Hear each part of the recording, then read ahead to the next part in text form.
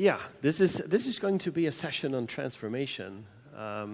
We have three speakers here. I have the pleasure of being the first one. So this is about. I will be talking about change. I've been asked to talk about how to be an urban change maker. So I'm curious as to who is with me in the room today. So who's from Istanbul? Okay. Who's from outside Turkey? Okay. Well, that gives me some ideas. Do you personally have things that you want to change in your city or in your municipality or in your neighborhood? Hands up for those who want to change something in their neighborhoods. Okay.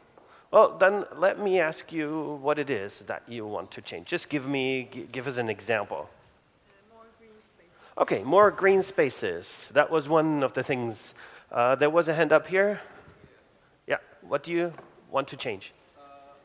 Well, I want to take out a part of the cafe and include it in our park. Okay, something to improve the park. Increase the size of the park. Okay, so you might have very different reasons why you want to be here. So let me take a step back. So it was about 2014 that I met this woman. She was a business person in Oslo, Norway, and I was deeply fascinated by her drive and passion and energy. It was, when I met her the first time, she told me that she had been working for years to build up her profile, to talk to people in organizations, lobby with investors, to not only create a position within a company, but actually to get that position. And her task or her goal was to revolutionize and transform the construction industry. And she became the head of sustainability of Norway's biggest construction company. So construction, as you can imagine, is one of the dirtiest industry sectors in the world and responsible for a big share of carbon emissions. And that was what she single-handedly wanted to transform. She was extremely excited. She was, when she talked about her task at hand, it was almost infectious. You could not be with her on this. So when I met her 2 years later, or a bit more than 2 years later, it was very interesting because I met her in an Oslo cafe and she just resigned from that position. And she talked to me, on one hand, how frustrating it was and how she failed and why she failed. But what was really interesting to me was, what struck me was that she described herself, she said, "Gerald, I felt like a unicorn in my organization. I felt like a unicorn because it felt, what I did, that I was the only one who cared, that I was the only one who did things and tried to push things forward. And that felt incredibly lonely at times." And after 2 years in an organization where she was the only woman in a 40-person leadership team, in a team where nobody really cared about sustainability, she was in charge of pushing sustainability. And after 2 years, she just said, and realized that in order to transform something or to shape and make an impact and change the way of doing things, you need more than just a job title and maybe some formal powers. And we talked a lot about these more, what it is that you really need. And over the this acronym of an unicorn, that really struck with me because this is now pretty much my job. I'm looking for unicorns, and I'm connecting unicorns from all over the world to share their experiences in being a unicorn and in driving change and what works and what doesn't. And this is a really, really cool job, I have to say, because I'm meeting all these positive people, and people who do amazing things. They shape districts, and they touch the lives of millions of people. They make a difference for homeless people. But in the end, it is people who take action. And throughout the conversations with these people, I learned a couple of things that seem to be skills or ways of doing things that provide more success than if they don't. So a lot of these people actually using these skills to be more successful. And it's really difficult to select them. There's so many different traits and skills and ways of doing things. So I kind of arbitrarily selected 5 of them to talk to you about them. So the first part, I think what you should be doing if you want to change something is really set a goal.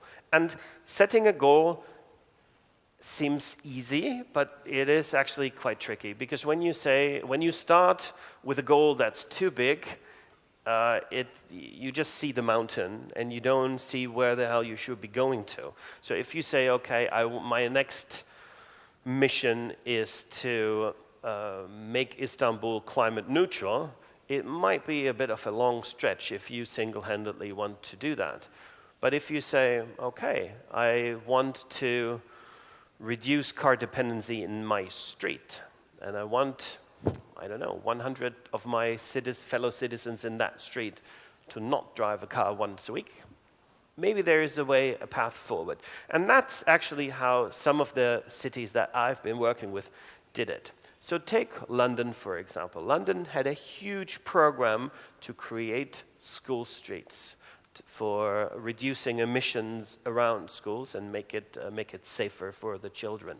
So they had this vision, if you want to call it, to create 200 school streets by 2025, and that was 8 years ago. So that was their vision, but they broke it down in their team and said, okay, where's number 1? We need our first school. So the first step of their goals was find the school number 1. Create the first school street by, I don't know what the year was, but that was the first step. And once they realized that, they said, perfect, check, success. They celebrated. They were happy about this. And then they said, okay, let's take the next goal. And the next goal is find 10 more schools in the next 12 months that we can also introduce the same program and transform the streets, and so on. And after 12 months, they were able to find 14 streets and schools. Check, celebration, media. And it started to grow, and it started to gain momentum. And I think if you are a change maker, if you want to be a change maker, setting too ambitious goals can be frustrating. It is frustrating enough if you have small goals and it's not moving fast enough, but be very particular about the goals that you're setting. So define the big goal, but break it down into actionable chunks.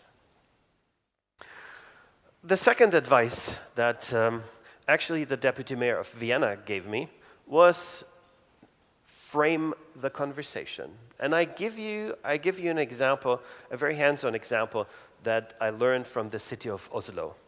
So the city of Oslo introduced at that time, that was 2019, the biggest car-free city center in Europe. Was several square kilometers big, and they banned cars completely.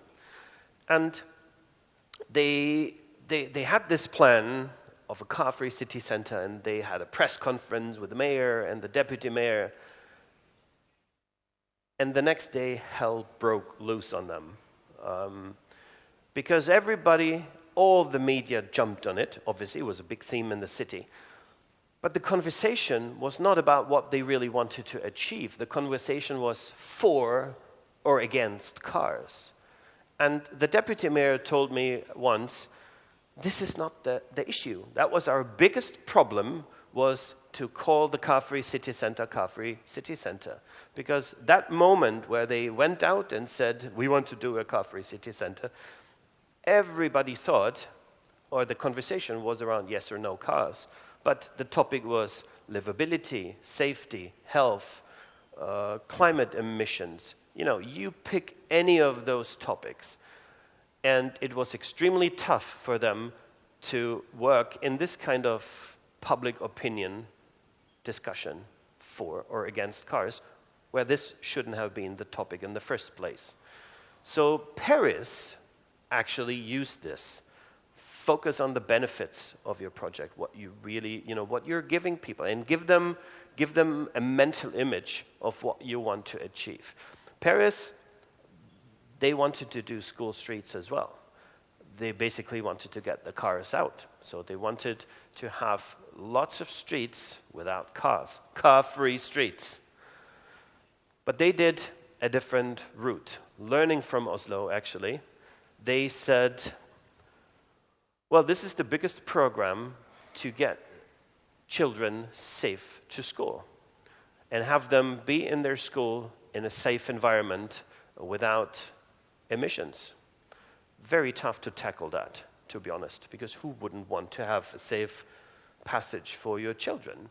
No, I want cars around my children, please. No, so this is how they framed it. And they introduced the first school streets.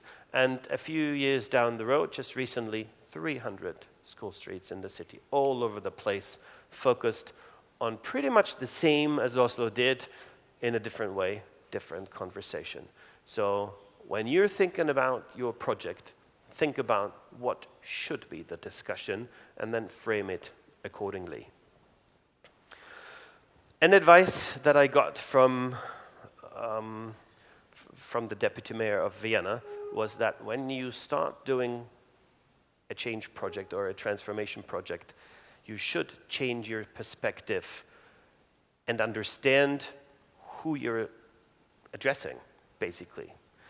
And this could be an organization, this could be a group of people, or it could be just one person, a politician that you want to influence.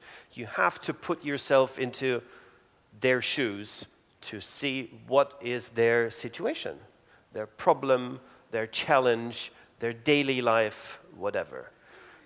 In Vienna, they really had the situation with pedestrianizing a street, and the shop owners were extremely opposing it.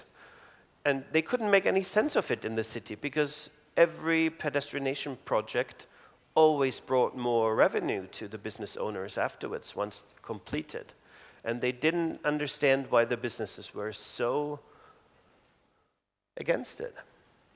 So the deputy mayor went to the stores and just talked to a business owner or to several business owners to understand it and put herself into the position of a shop owner who has a store, not like an H&M huge mega store, but a single store owner who runs this business.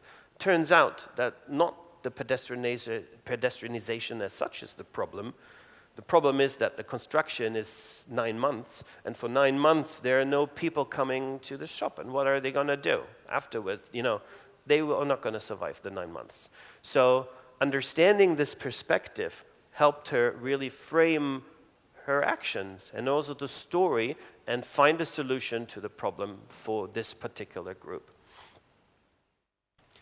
Same in Sydney. So what they did is they wanted more inclusion in their public transportation and urban planning department. And that's just another example. So they took their urban planning team and put them into wheelchairs for a day and say, experience your city in a wheelchair. They delivered them to their homes in the morning and said, now you get to work.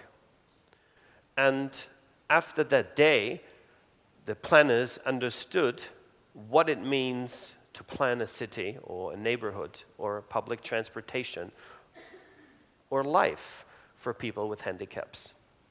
Another example of how to put yourself into other people's shoes. So tip number 3 is really understand your target, the people that you want to change or want to do things differently.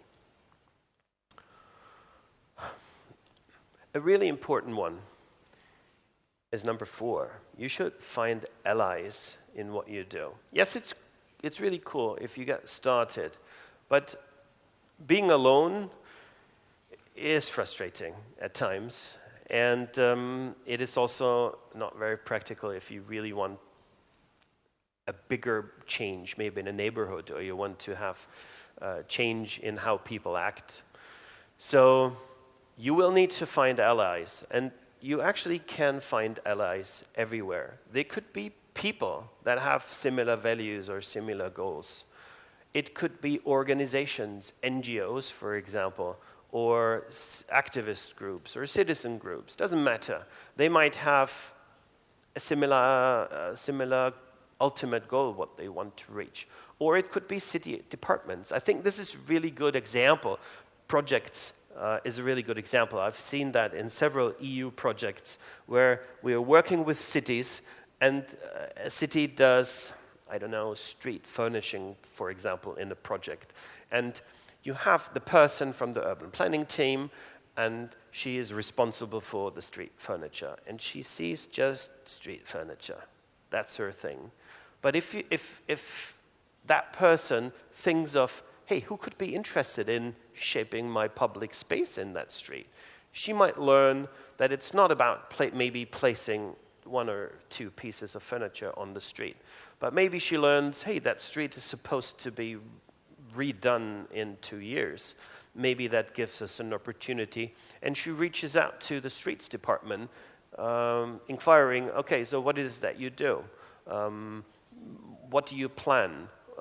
Do you change the surface? Could we maybe add certain things? And suddenly you have 2 projects in there that could combine resources.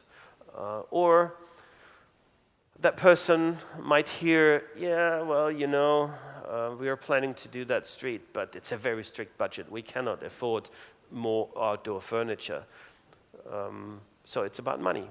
Then the person can go out and say, okay, who could have a business interest? Maybe the business owners in the street want to have street furniture for people to linger in front of their stores. So you just, start to think who could have an interest in what you want to do. And then you team up with them, collaborate, and co-create to go in the same direction with more power.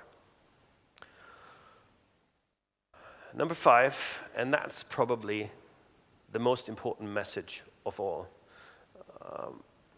You just need to do it, really. Take the first step. You don't know what will come out of it. Maybe you get a bigger park, but maybe this develops into a program for all parks to grow. And other cities pick up, and it becomes a huge thing. I heard a similar story from the city of Ghent in Belgium, where a neighborhood started a program that has now seen in hundreds and hundreds of cities around the world called, what is it? I can't remember the name. How embarrassing. They basically closed the streets for the neighborhoods to have a party for a month in the summer. So no cars for a summer. Open Streets, that's the name of it. Open Streets is a program now where neighborhoods close the street and take charge of that street for a month in the summer. No cars. And they do everything from neighborhood initiatives, playgrounds, sports, and everything for people to experience their neighborhood without a car. And that started by 3 people sitting together over a beer, bitching about how horrible the traffic is in front of their house. So you never know what it is. Okay, yeah, I'm almost done. So just do it. And there's so many examples where one step can make a difference The image that I show here is one of my favorite stories. It's been in Medellin, Colombia, where a 16-year-old trash picker decided that she wouldn't want to live her entire life on the trash site. So she started to plant trees and plants around there, tiny little things. And out of this, 20 years later, developed a whole district called Moravia, which is now looking something like this. And it had become a neighborhood of huge transformation where people who had no power, no future, really took the future in their hands to create their own neighborhood, started by a 16-year-old person. So whatever it is that you want to do in your cities, in your projects or organizations, start doing it. Thank you.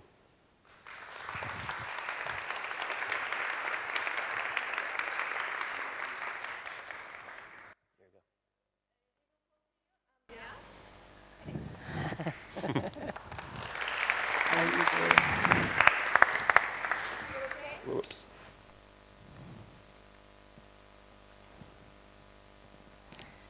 So I will wait until they put my presentation, but I will start by thanking the translator. You will have a hard time with me because I like to speak very fast. Of course, English is not my first language, so thank you too, because you will have a hard one. And you can tell I'm making time while my presentation comes, even though that slide is very, very inspiring. I would like to start with the presentation because I have 20 minutes. And I'm seeing one colleague. I'm going to ask you if you can keep me on time, like 18 minutes, Alia, you can tell me. And at 20 minutes, don't tell me anything, just start doing like that. So, perfect, thank you so much. A few things before I start. I'm a social worker. I have worked for more than 20 years in the public sector of my country, Chile, which is a tiny, long country in South America. I started working in local projects, and I, at some point, had the privilege to be in charge of a national program called Chile Grows With You, that it was targeting early childhood development. That means babies and toddlers and their families all over the country. And now I'm part of a foundation. I moved to the philanthropic world, so I'm super passionate about public policies. I'm passionate about early childhood development. I'm passionate about scaling with all the difficulties that means. And I'm passionate into trying to share with you how do we try to scale things and what it takes. And even if people say that is some kind of science behind, I can tell you there is not much science, and there is a lot of magic factors coming behind that you will have to live at some point when you are trying to scale something. So last night I was kind of going again through the presentation and trying to think, what can I share with you that at least give you the sense of how to trigger and how to scale change. And I was thinking, okay, what is needed to scale effective policies, programs, and services in your cities, in your regions, in your national level? I don't know where you work at. I think I have a few students probably here. Maybe you are thinking about working in the city or national level. The question is, I do want to go from pilots that might be working for hundreds of people, maybe, but how can I take those pilots to scale so that I can be impacting the life of thousands or even millions of people? So that's another challenge. And how do I scale not only horizontally, that means reaching more and more people in the city, but how can I take that to the region or to the national level? What does it take? And of course, I would like to share a little bit of our work and what we do to promote and support the scale of programs and services. And I want to show you a few examples. on how we have scaled interventions worldwide. And do I need to do this? Do I need to do that? Okay. So our mission as a foundation is actually, I hope you have guessed it, to contribute inclusive societies where all children and communities can flourish. And the main point is that we want to scale effective policies and services with a specific focus from pregnancy to age of 5. That's what we are working with governments all around the world. For more than 70 years, we have been promoting a range of different services and policies and programs to promote early childhood development in a lot of countries. And we work with leadership across societies. Gerald was talking about find your people. And of course, we understand that we need to work with leadership and across different sectors. It's not only about government, it's about business, it's about academia, it's about civil society, it's about other foundations, it's about the families themselves, the ones that you are trying to work with them to improve their lives and the well-being of the young children. So we support and help leaders to have an impact at scale. We try to promote those services that you are seeing there, from parental well-being and coaching through healthcare to community centers, to parks, gardens, and playgrounds, streets, early years advocacy. So it's a big range of things because that's what happens when you're trying to promote a good start in life for all babies, toddlers, and their families. You need to work in different areas and in different dimensions. Early childhood development is not only about health, it's not only about social services or education, it's also about urban planners, architects, how you structure the city to promote and support, for example, mobility, for example, access to childcare, access to quality playgrounds. So it's a bunch of people that needs to be together when we want to scale different policies and programs. And that is kind of trying to make it a little bit conceptual, but what I want you to just take from that slide is that when you're trying to scale something, you need to build some of the things that Gerald was sharing with us. For example, you need to have a diverse leadership. You need to have champions that actually believe in what you are doing and are going to promote it.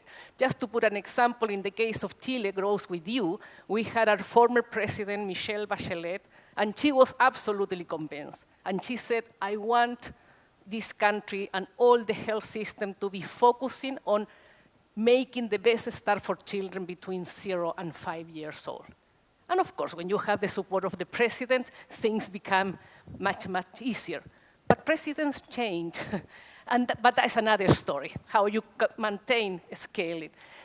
You also need to have policies in place. You also need to have civic engagement. You need to have budget. In some places, I mean, you need to have the finance to promote and sustain the scale.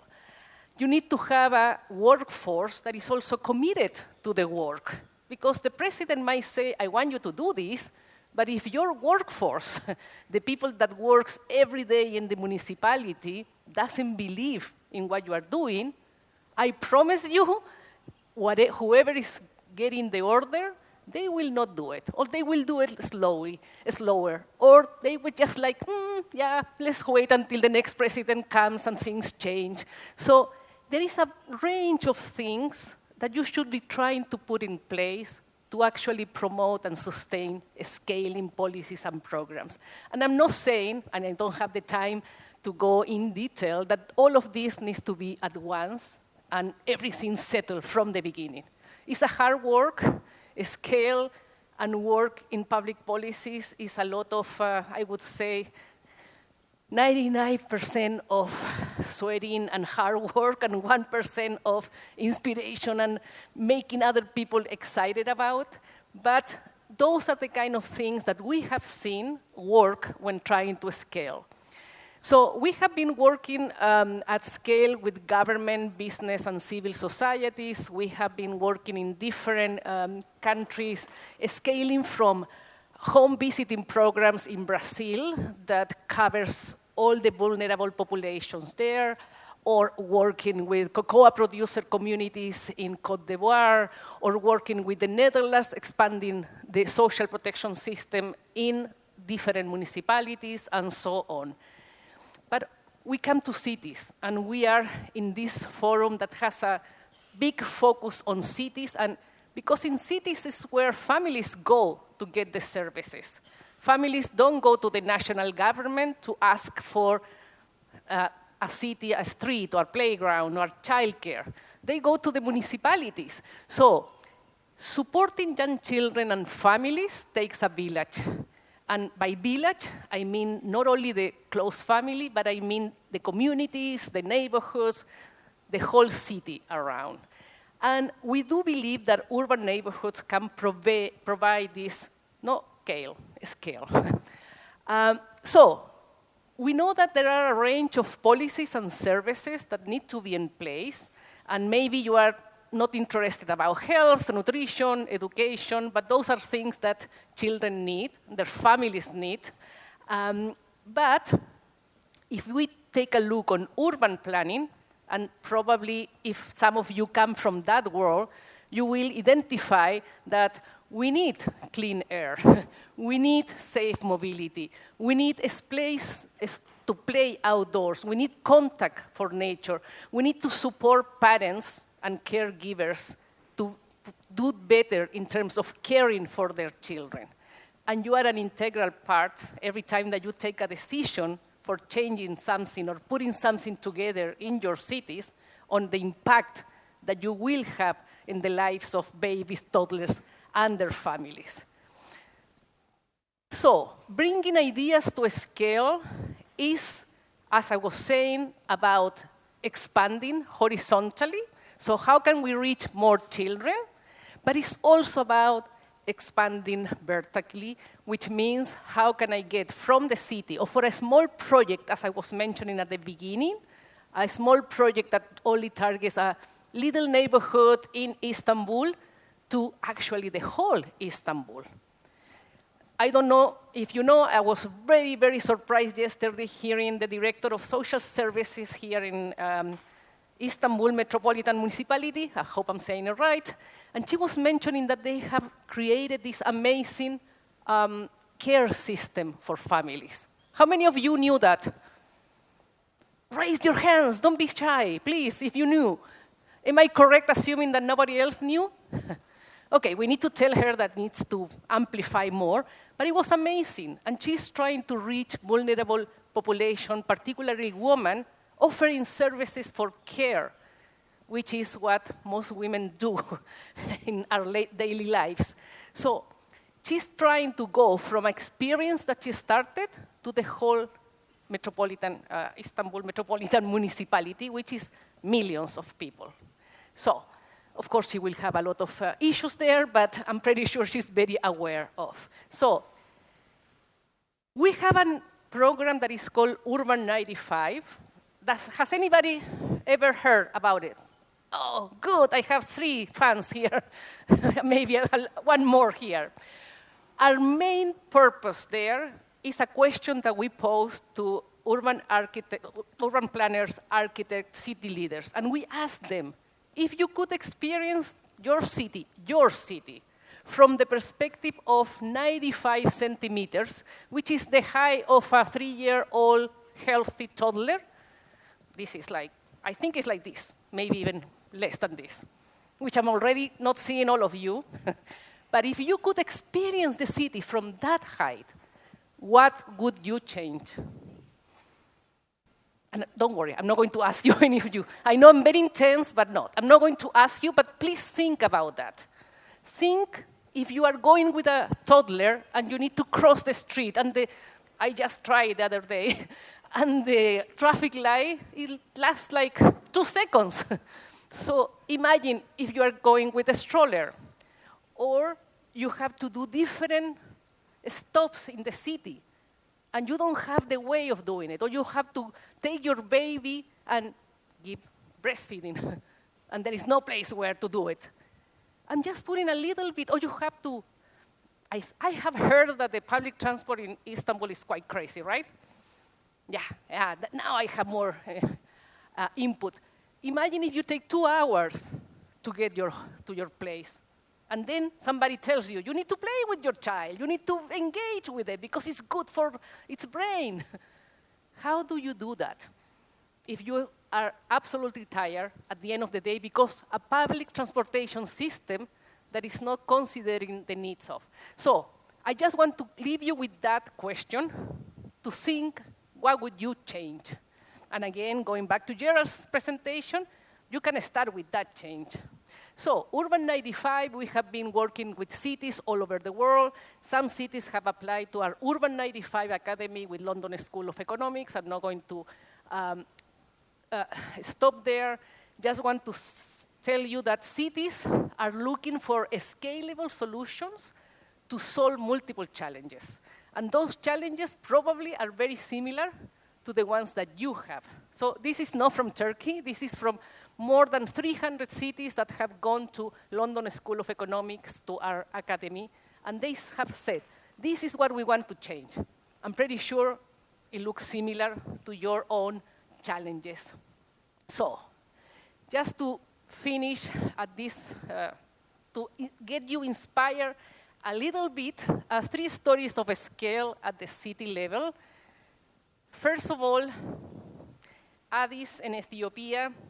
In March of 2021, the mayor of Addis decided that she was going to have a citywide agenda where she launched an early childhood development program, the future hope of Addis. And she decided that she was going to build 12,000 playgrounds, expand 1,000 daycares, and to expand pre-primary education to all vulnerable children in the city. That is very ambitious. She has not yet done it.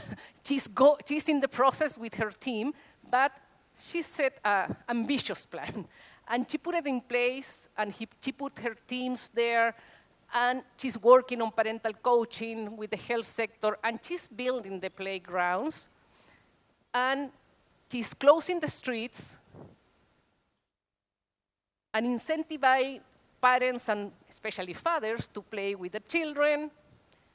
And of course, if you want to learn more about what Addis is doing, please, you can scan. That is in our Early Childhood Matters publication, where you can read more about what she's doing in Addis. But we also have Jundiaí in Brazil. And there, the mayor, between 2017 and 2024, decided that he was going to put all the city departments to work towards making the city for children in Brazil.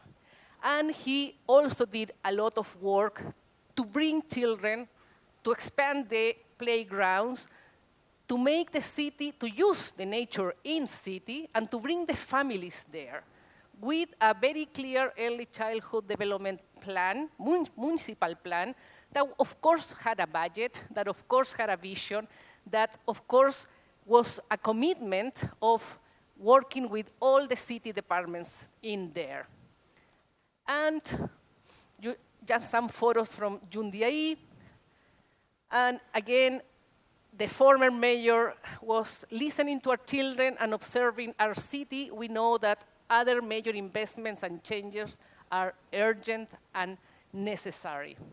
And finally, Irbit in Jordan started small, and then they scaled.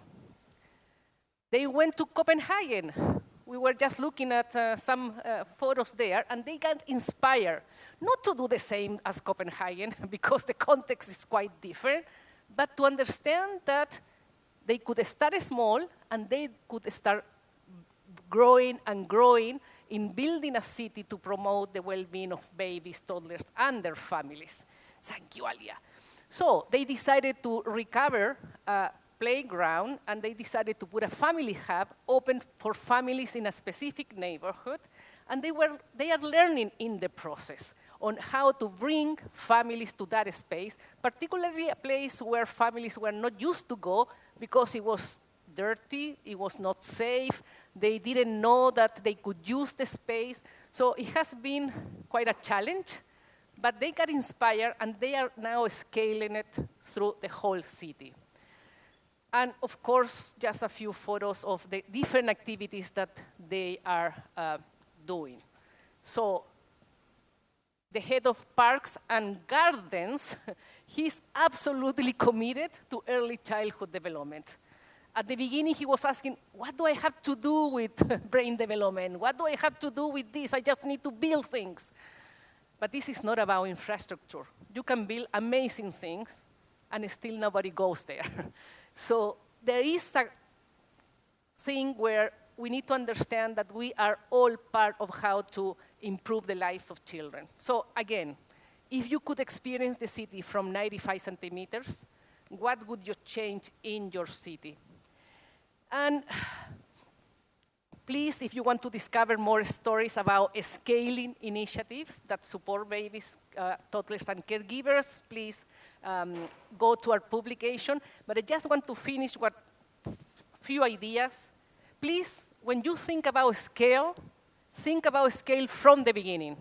How many times you do a nice, beautiful project, pilot, and then you are super frustrated because it doesn't scale? And probably it's because you never thought about scaling that, and you expect other people to scale it. So if you are going to do something, think big from the beginning and plan for it. Identify your champions. Gerald was absolutely clear about that. Adapt and be flexible. Be ambitious, but also be realistic, because the quick question is, what will make your intervention sustainable? And I will stop there because everybody's telling me that I am done with my time, right? Thank you. Thank you very much.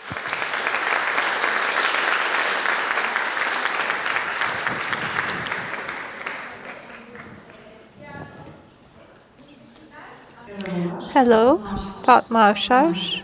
I'm from the Development Agency of Eastern Marmara.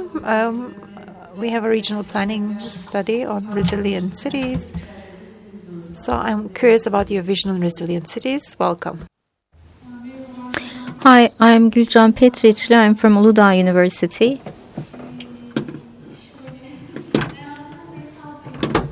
In fact, I'm in statistics, math, AI areas, but my area of practice is behavioral change. Sustainability through behavioral change, archetypes, creating accord policies. I participate in MARUF for the first time.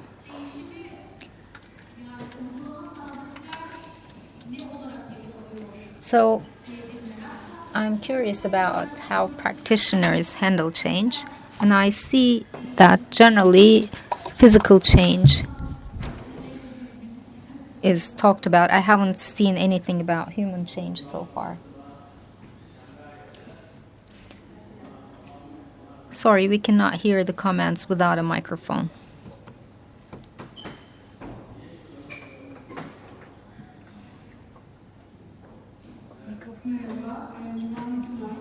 Livan Urgulay. I'm from Istanbul Technical University. I'm in city planning doctoral program. Hi, my name is Ece Sörkurt. I'm from Istanbul Water and Water Administration. I work as an environment engineer. My name is Erbay Erkboğa. I am in political science. I'm a lecturer in political sciences. I'm Kübra Altıntaş. I'm an urban planner from Bağcılar Municipality in the Directorate of Disaster Management. I'm Ayşe Alpay. I am a project manager at Istanbul Transportation Administration. I'm here out of curiosity. I think it'll go fine. Hi, I'm Çağatay Seçkin, Istanbul Technical University, School of Architecture. I'm an architect. Beyza Kurt, Istanbul Technical University, urban planning student, doctoral students. Işın Çeçur. I'm in EMAR company. I work as a city planner. I also design user experience. I'm also doing my doctoral degree in Yıldız University about sustainable cultural heritage management. I'm offering a design-based approach. Hi, I'm İpek Öztürk. I'm from Yıldız Technical University. I'm city and regional planning student. Alara Özberk. I'm an urban planning student in Yıldız Technical University. I'm Ömer Alpers. I'm Yıldız Technical University student in city planning. İbrahim Onur Oduncu. I'm also from Yıldız Technical University. I'm a senior student in city planning. I'm Gümüge Ayman. I'm in the Center of Migration Policy Development. I'm a project coordinator. I'm also at Trakya University. I do my doctoral degree in climate migration. Hi, I'm Emrullah Cebe. I'm from Mimar Sinan Fine Arts University. I'm an urban planning student, senior grade. Hi everyone, I'm Barış. I'm from Yıldız Technical University. I'm a senior student in city and regional planning. I also work as changemaker in one of the stores of Inditex. I'm İrem Katana. I'm an architect. At the same time, I'm at Istanbul Technical University Urban Planning. I'm a doctoral student. Hi, I'm Begüm. I am in Middle East Technical University. And I'm a researcher at an international project. I said I'm Begüm. The project. It's a DUT project. The name is very long. I'm Zeynep. I'm a city planner. At the same time, I'm in Middle East Technical University. I do doctoral degree in city planning. Hi, my name is Sonia. I'm also a city planner. And I'm at Yıldız Technopark. I am in International Projects Unit, and I'm part of the urban strategy. I work with Faruk Bey.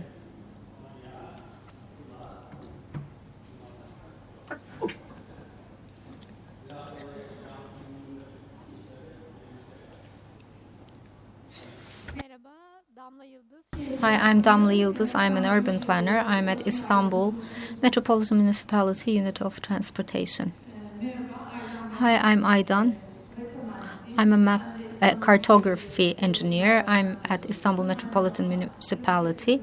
At the same time, I'm in Yıldız Technical University. I do a degree in smart transportation systems.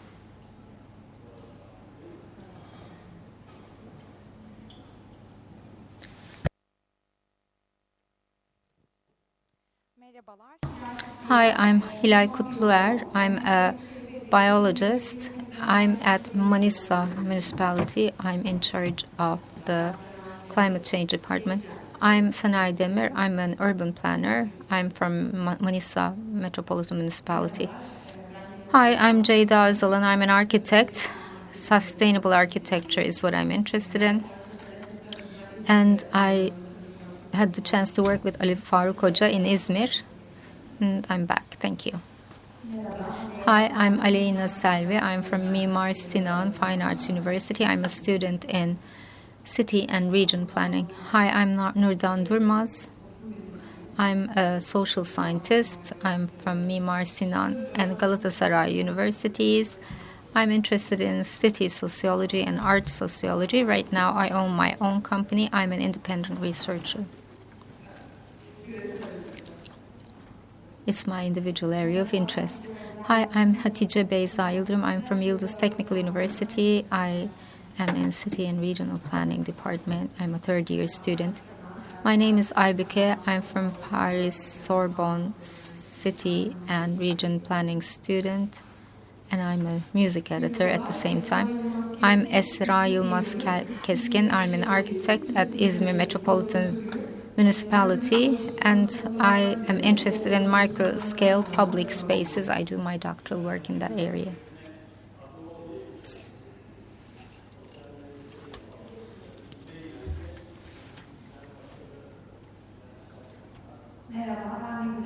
Hi, I'm from Güzel İzmir Movement. I'm a landscape architect and city planner. My name is Sıla Akalp. I've been with Faruk Bey for a very long time. I'm a city planner, and right now I'm doing strategic design management in different subjects. And we'll have a circle afterwards, and we can get to know each other better.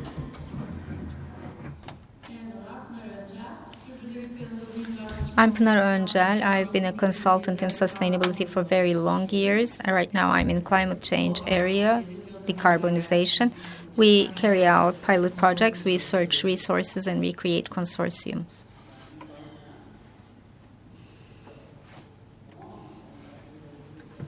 It's 10 minutes already. Shall we get started?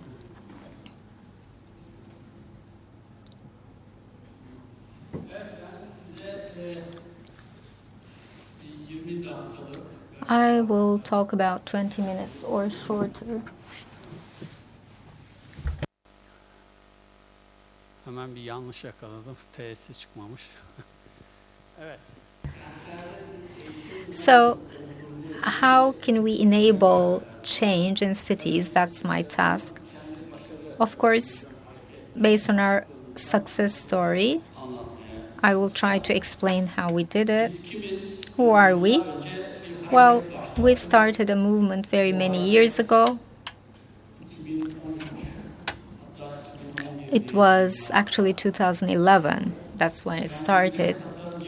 And we call us designer youth, no matter what area it is, sociology, planning, architecture. It doesn't matter which profession. It's about planning the cities and the future. A designer is someone who imagines this and develops proposals around this. And we've had 10 workshops so far. I'm not going to talk about all of them. I will give some examples. And for change, we try to come up with programs that make a change with young people. In fact, when you get together with young people, these change-making projects come up naturally. They're very creative and innovative. We also have another quality. We brought discourse and action together. Discourse is very important for us. You can call it vision or story. But when it's not implemented, it doesn't mean much. And our people don't believe in what they don't see. So we translated everything into action. And this concept of change, we really love it. New generation.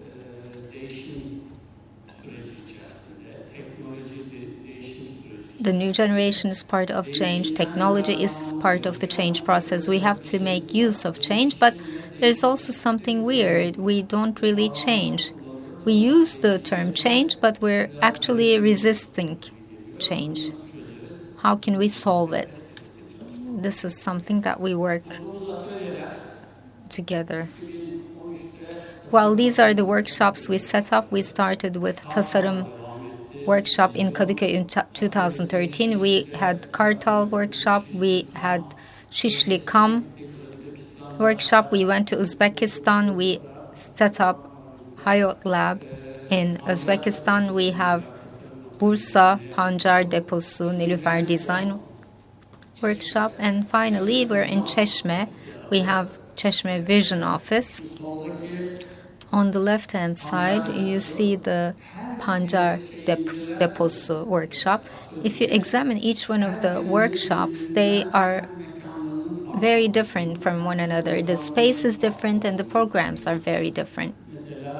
For example, the last one, the one that we set up 2 years ago, Pancar Deposu, it's an open kitchen, and we discovered that food is a unifying power with women, children, the citizens of the neighborhood.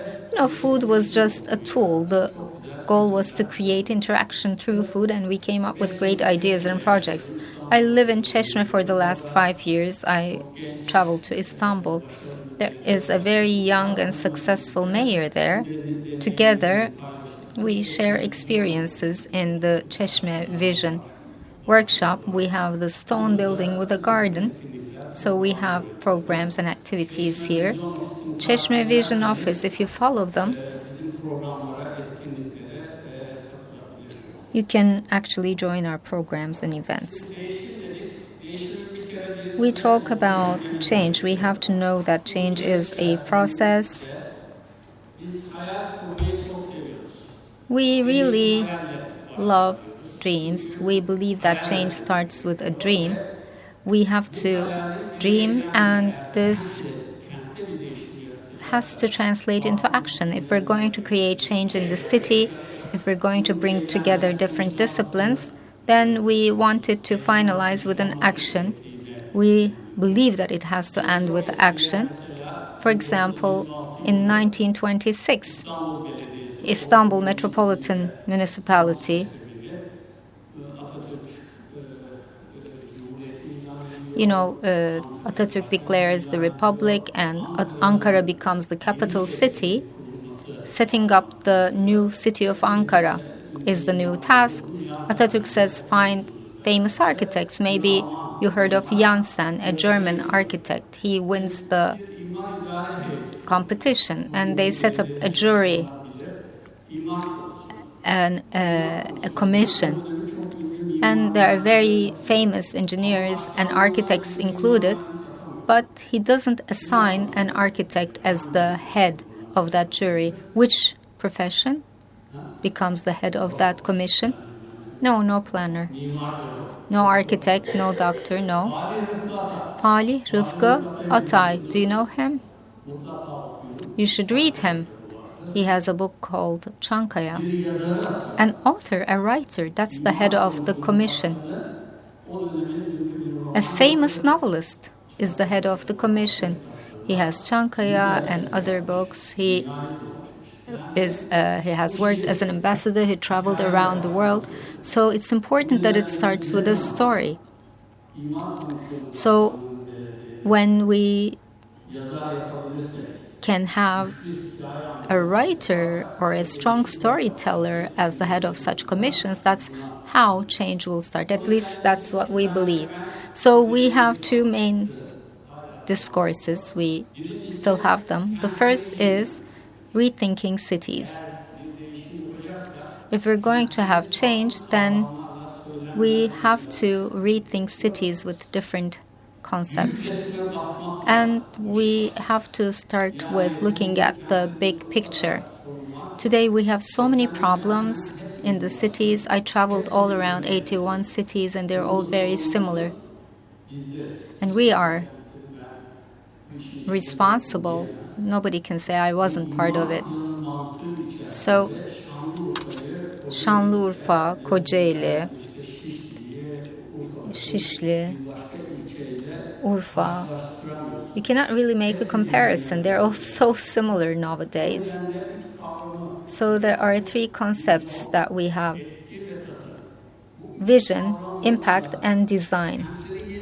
So this is how we started rethinking cities, and we came up with a program that is called 81 Cities, 81 Visions. We had training programs. You can go to kentselstrateji.com. It's 50-60 page from the perspective of youth. What should be the strategies, future, and programs of a city? You can see that.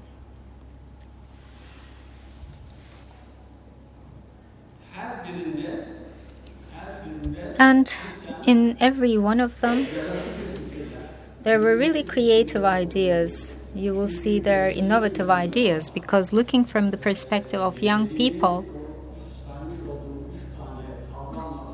looking at the future with those three concepts shows your difference.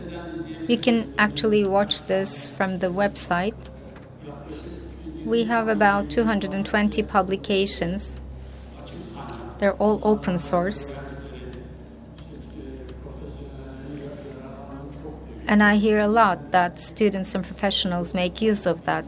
So 39 cities, Istanbul, Fırat. So as concepts and for visibility, they are very different. That's why, we have 3 of the people that I work with. They just make things visible in a different light. So when you are coming up with your own vision, you have to put forth such differences. And under that mega perspective, there is this top-down perspective. Bottom-up perspective. So it's very important to rediscover neighborhoods. Unfortunately, we lost neighborhood.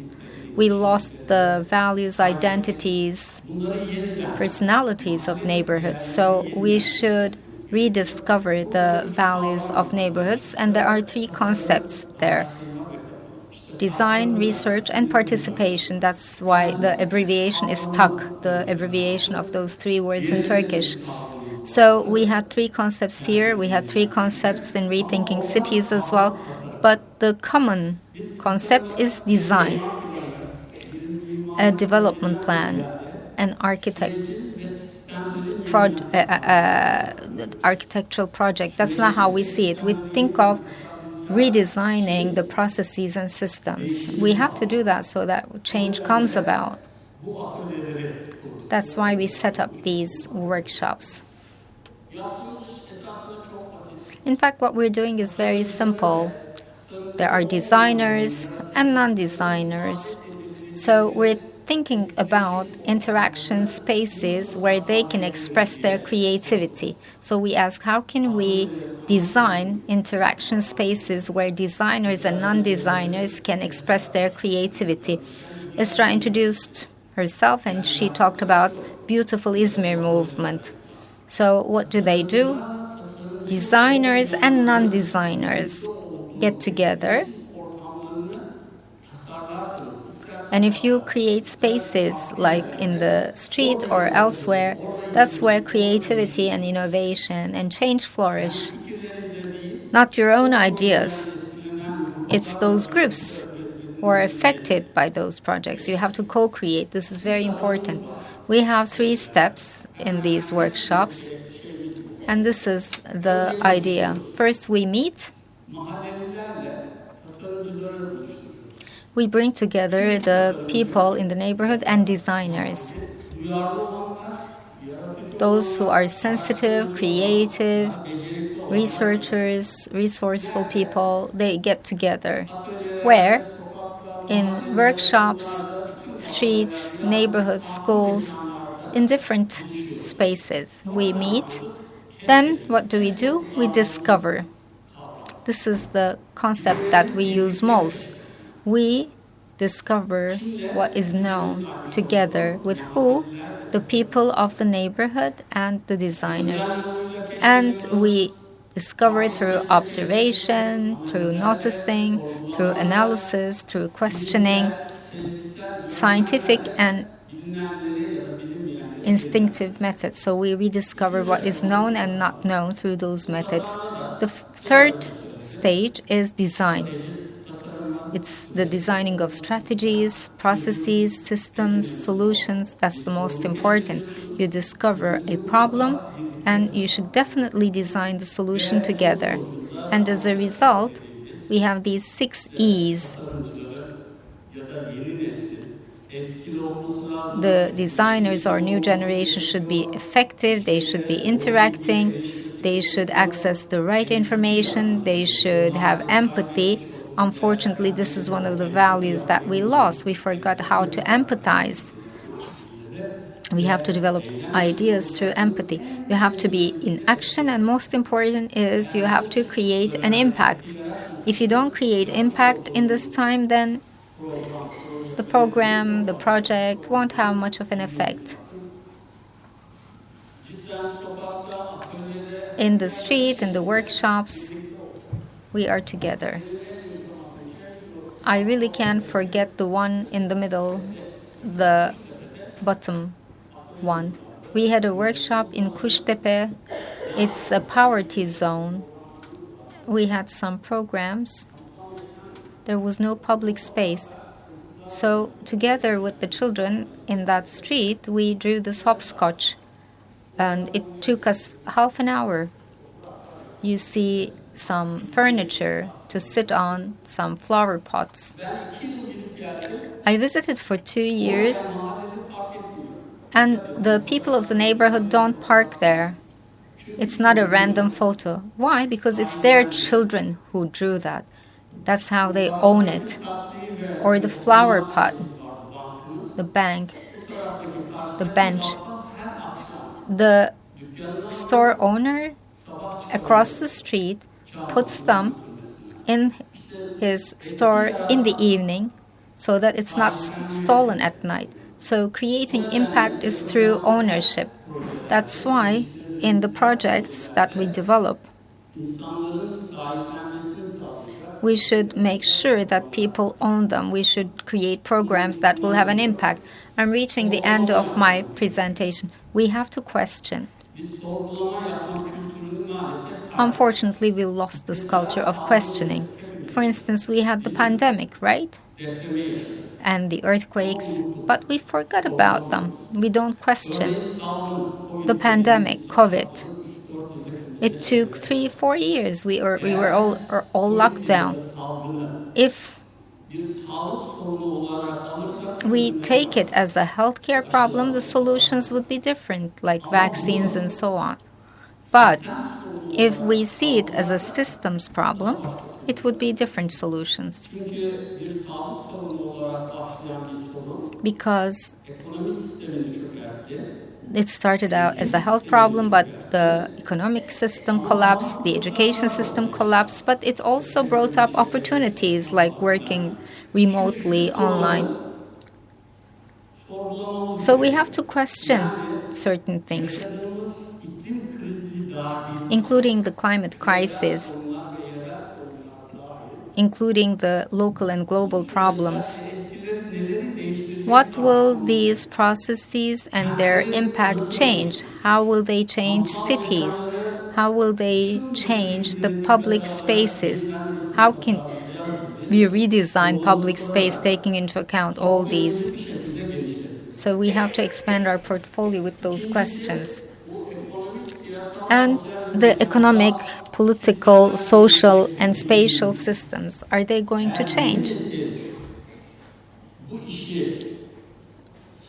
If the new generation owns this and if they're going to change things, it will change. That's why we really need the new generation. We need the young people. That's why we work with young people. We work with young people of different age groups. How will this change take place? You have to discuss these. And if we're not going to do this, like before, we will forget about it. And if we don't want to forget about it, what should we do? As a result, what should we do to create change? For one thing, from 2013, we set up workshops and we got some results. For one thing, we have to move from individual expectations to social responsibilities. Individual expectations are important, but we can only change things if this turns into social responsibility. We should move from individual behavior to common movement, collective movement to create impact. Third, there are a lot of urban planners, so we should forget about development plan and we should move to urban planning. You know what it is. And the third is we should go from best practices to collective successes. There are a lot of success stories in Turkey. You introduced yourselves, but everyone is part of some community. But these are individual movements. If these individual success stories don't turn into a collective movement, it won't create impact. So how can we switch to collective movement? I couldn't achieve this. I've got together with people with success stories for a long time, but Unfortunately, in our culture, we don't have the muscle to act collectively. I'm not hopeless, but we have to do it. From spatial transformation to social and economic transformation. How are we going to realize that? Because that is what the city is like. Because city transformation is not just spatial transformation, there is a life going on there. So, how are we going to transform that life? That's what we need to work on. As a result, we should absolutely dream and we should understand the reality at the same time. Reality, expectations, dreams, we have to strike a balance. Let's design together, but let's not forget the big picture. We're rethinking cities. We should implement step by step, but we should measure the social impact. Because you can be a great architect, you can design a great building, Bu tasarladığınız binanın biraz önce saymış olduğum küresel krizler, I listed climate crisis. If it doesn't solve something about it, it doesn't mean a thing to have a great building. So you have to create projects that create an impact. And we have to discover the nature system. We design urban systems, they collapsed. There is a system in nature. You see the fires. You don't even have to do anything. The ecosystem has the power for renewal. So there is a lot to learn from nature.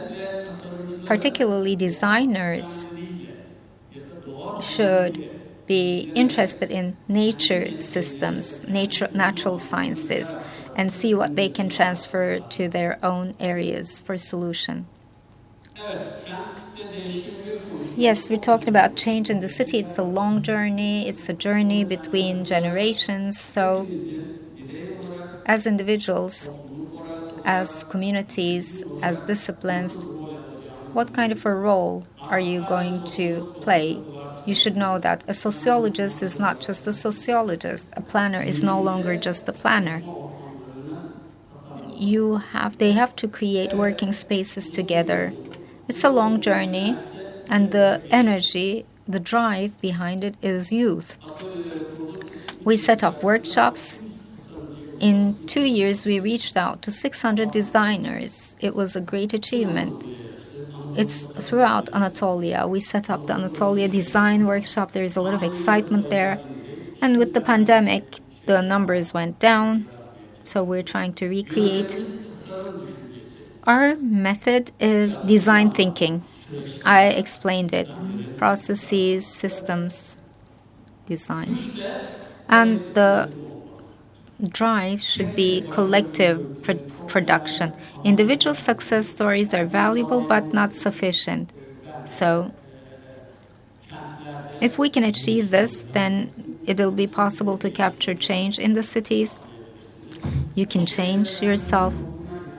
I'm one of those who believe change is possible, and I believe it's possible with youth. That's why I don't stop. I have been an urban planner for 41 years, and I still feel very excited. So that's my presentation. That's all. Did I finish on time?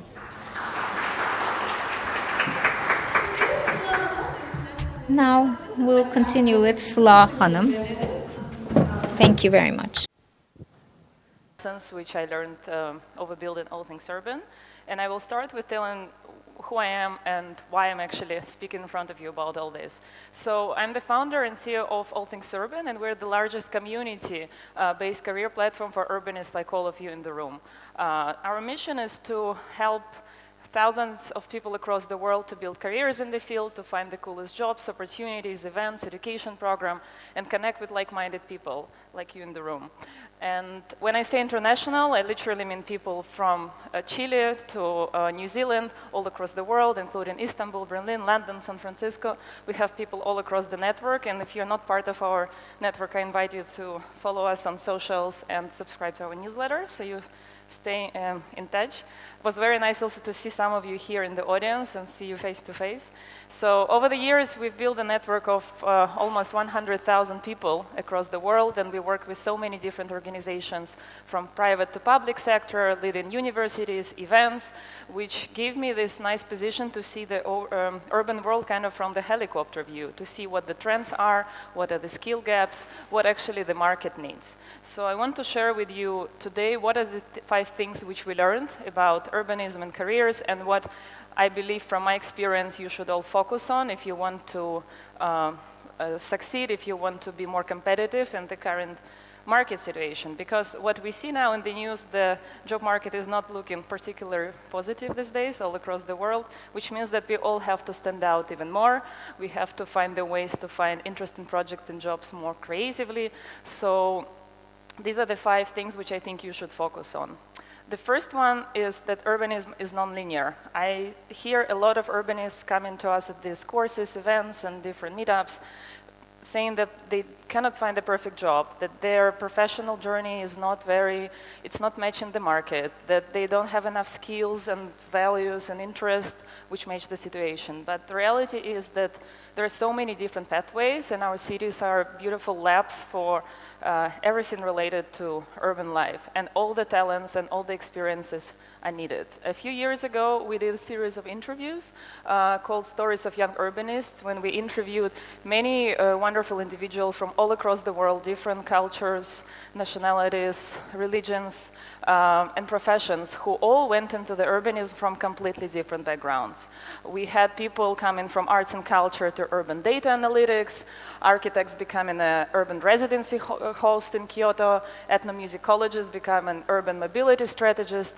And the mission of this interview, and what I'm saying to you today, is to show that there are so many different paths that you can, and so many doors that you can enter the urbanism, and you shouldn't limit yourself without having like a very traditional background. I left a link here for you if you want to read them afterwards, so you can take a picture and get inspired. We have many, many interesting stories to get inspired and maybe find some tips and tricks how to get in some fields which you're curious about. I'll give you a minute to take a picture. We also have Career Compass course, when we now have almost 100 graduates from 35 countries, and the lessons we learned from this course are the same. People are coming from many, many different backgrounds, and they all find out that they're actually having the similar challenge and similar imposter syndrome, that they don't fit the system, but in the end they all get out of this learning journey feeling that actually each story is unique. And some people say, oh, I'm a too generalist, some people say I'm too specialist, but in the end, they all see that their stories are a unique constellation of experiences that they should actually highlight in their applications. And we see that career ladders are being replaced by career lattices, which means that you can actually switch between different types of jobs, different levels, different niches. You can even jump out of urbanism and jump back and take all this stack of skills with you as you move forward. So in terms of the practical skills, practical tips which I wanted to share with you today, is to keep reminding yourself that there is no single correct path in urbanism, that roles evolve, and so do you. So it's extremely important to set aside time for reflection, for thinking, what are your interests, what are your values, what kind of change you want to have in the society, and do it regularly, because in the end, the job that you choose, the project you join, is the life you're going to live, and it's the group of people you're going to hang out with. So think about it, set aside some time, and maybe do it regularly. Think about the skills which are transferable. That's another challenge which I meet sometimes. People are coming saying, I don't have any experience, but I want to break into the field. But all of us did something. We did some volunteering, we wrote some maybe research projects, we worked maybe at events like this, and it all gives you very nice transferable skills like project management, facilitation, or writing, and something which would be applicable in many, many different fields of urbanism. And once you do this reflection and you think about the skills, try to connect all these dots into a nice and compelling story, which is not like a messy path, but actually your unique strength, which separates you from everyone in the job world. And once you have this story, don't forget about communications, confidence, and visibility. There was a research by Harvard Business Review some years ago saying that employees who make their work visible are 82% more likely to get promoted. So by just speaking about your work, communicating about your successes, your projects which you completed, the funding which you got, the awards which you had received, or maybe the speech which you made, you make yourself much more likely to get a promotion, get new project, and be visible in the field. Because your work doesn't speak for yourself, and then you have to speak for it and present it to the world and to get memorable. For this, it's very important to put more effort and time into building your soft skills. A lot of urbanists also come to me saying that their hard skills not always match the application criteria. It's hard to fully meet what the employers need, but I believe that soft skills is the most important vehicle which will bring you more forward, because people like to work with, collaborate with, and be with someone who is nice to communicate with, who can build very meaningful relations with clients, who can build long-lasting relationship with communities they're working with, who are just great to work and stay together. And I see that especially younger generations struggle more and more with soft skills and this kind of self-positioning. So I encourage you all to put more time into it and maybe practice it. In terms of practical advice on this side, I encourage you to always remind yourself about your value. If you're looking for a promotion, you're looking for a new job, think about what actually I bring to the table and how this or that project wouldn't have happened without me. If you're looking for a job, think about, okay, what kind of problem this organization has and how can I actually be someone who help them solve this problem with all the set of skills which I figured out. Craft this unique story and make it very understandable and compelling, because many times, especially at the events like this, sometimes you have just 30 seconds to present yourself to another person, and we all have all these different experiences, but try to make your story understandable, clear for the person to remember you and to remember some unique and interesting traits of your professional path. Be proactive, so also when you meet people, when you connect on LinkedIn or here in real life, follow up. Try to build this meaningful and long-lasting connections with these people, because in the end, networking is not about just transactional, like I need a job and like, I don't know, I need a project. It's more about building this invisible networks, which in the end help you get a position or some project or something in the future. Because there was plenty of research that lots of jobs are not even being published because people prefer to hire just for their invisible mind maps. And it's very important to get on these mind maps before you actually need it. And be curious and intentional. So when you reach out to people or projects, do your research and your homework. See what's the background of this person or this project. What are the pain points of these organizations?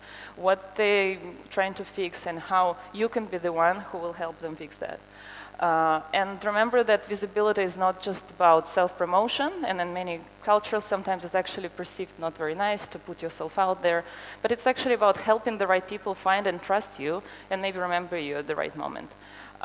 Some months ago for the Urban Future event, actually we did this guide for networking, and I thought it would be helpful for some of you if you want also to download it. It's pretty easy, just fill a quick form and then you'll get this mobile version with some tips and tricks on how to approach networking. I'll give you a couple of seconds to download it. The next point which I wanted to emphasize is how interdisciplinary our field is and what's the role of urbanists in this interdisciplinarity. Because in the end, as an urbanist, you can work across these four sectors: public, private, academia, and third sector. Of course, everything is like very much relying on the public sector because urbanism is very political, but you can work in any of these four. And in my opinion, the best urbanists are the one who can translate between these two worlds, who can be these bridge builders. Because each of the sectors speaks different language.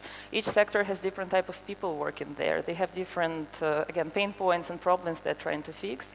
And our job as urbanists is to help bring this project to the ground, to build it. So we need to be these facilitators and like the force behind the project, which actually makes it realized, because the projects are becoming more complex. You see it also at the talks here at this event and many other, that especially in EU context, but also globally, we have multi-stakeholder, multi-finance projects, which requires a lot of different actors to come together and hear each other. And in my opinion, there is more and more need for this, again, soft skills, facilitation, and bridge builders as urbanists who will help to realize this project faster and put it kind of on the ground. And for you to be this bridge builder, I recommend also, again, to do the self-reflection and know what's your role. And in which of the sectors you are the most strongest, where you feel the most grounded, and where you can act from this position of power and strength and help connect other sectors with yours. Another point is data and digital literacy, which is becoming like a must in our field. It doesn't mean that you all have to be like a data analyst and fully get into this world, but you have to at least get acquainted and not be afraid to start exploring it. Because the field is changing, and like tomorrow it will be different, which we have today, and we need to get ready to adapt to these changes. There was another research showing that since 2021, only GIS-related jobs have climbed. The salaries for these jobs have climbed 23%. And I'm not even speaking about anything related to AI and all the new technologies appearing since then. When we share jobs on All Things Urban, we see more and more of this like words appearing like AI, GIS, geospatial analysis, data sensors and stuff. So I encourage you all to start slowly exploring this, even if you don't work with it yet. Maybe seeing some AI-based tools, maybe some easy instruments just to get to know into this and don't get afraid of the changes which are coming. And the last point which I wanted to share with you before we move to the discussion, and it's also related to the topics which we prepared, is that urbanist is someone who is usually on the move. We have a lot of people in the network who are always also relocating. We're all parts of global networks, communities, so we think globally, but we shouldn't forget about acting local. So whenever you work on a project, or you're part of a city network or alliance, benchmark globally to look for the great examples you see, maybe which you notice at these events or during your research, but then adapt to the local context and never scale any solution before you actually test it with the local communities. And try to build local partnerships. So if you come from the outside, try to look for local NGOs, communities, citizen groups, because it will be in their interest to build a project which will serve their communities the most. So the message which I want to leave with you today is that careers are not linear in the field. Your skills, whatever you have on your plate, on all your beautiful collection of experience, is something which makes you strong, make you unique, and make you actually CV and your project application stand out among many other. And before we move to the discussion point, I wanted to leave my contact details if you want to continue the discussion, ask me any questions, and also you can follow All Things Urban, and if you're curious about different career opportunities, we always share a lot of free courses, workshops, paid courses, education programs, jobs, everything related to your growth in the field. And as we move forward to the discussion circle, when we were getting ready for the session, my co-facilitator, Erwin, who is an urban planner consultant, we came up with 3 challenges also based on what I just shared, which we think would be interesting to discover together. The first one is that actually related to the first point which I shared, like climbing career ladders versus creating your own, that we're having more and more project-based work and not permanent roles. And we wanted to invite you to start thinking about these questions. You don't have to answer now. We will now maybe rearrange the chairs, but just start thinking about it. How do you feel in this new environment where we have more project-based work, but not actually permanent roles? Does it make you feel secure? Do you feel more maybe adventurous? What's your feeling and thinking about that? The second one is about all these things data. How do you feel about this? Do you feel you're in control? Do you feel like a bit at risk? What's your approach of dealing with this? And the third one is about this global versus local context. So we have so many global networks and local contexts. So how do you balance it in your project? What maybe were the, what was your experience? Maybe what helps you to always keep the local context in mind when you work on global projects? And maybe there is some other challenge which we haven't thought about, so please think about it. And as we rearrange the chairs, we can start the discussion. Thank you. Yeah. Huh? I don't know. Is there any question in the room before we move to the discussion? We can also chat after the session. Ben mikrofonu alacağım şimdi elime ama hoş geldiniz. Şimdi aslında bir sizlerin konuşmacı olacağı bir tartışma oturumunu başlatacağız. Kalmakta veya ayrılmakta serbestsiniz ama lütfen kalın. Okay, I'll wait for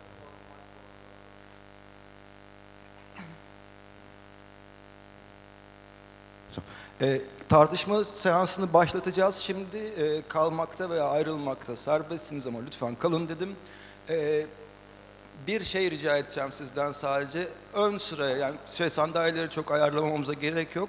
Ama herkes birbirini görebileceği ön sıraya gelebilirse konuşmalarımızı buradan yüz yüze birbirimizi görerek yapalım.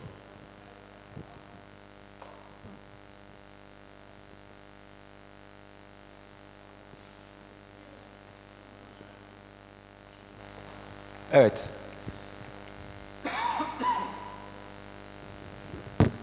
Peki. Bir çember oturumundayız. Aslında hepimizin birbirimizden öğrendiği bir şey. Amacı bu çember oturumlarının. Belirli bir konuşmacısı yok ama belirli bir takım kuralları var. I don't understand him.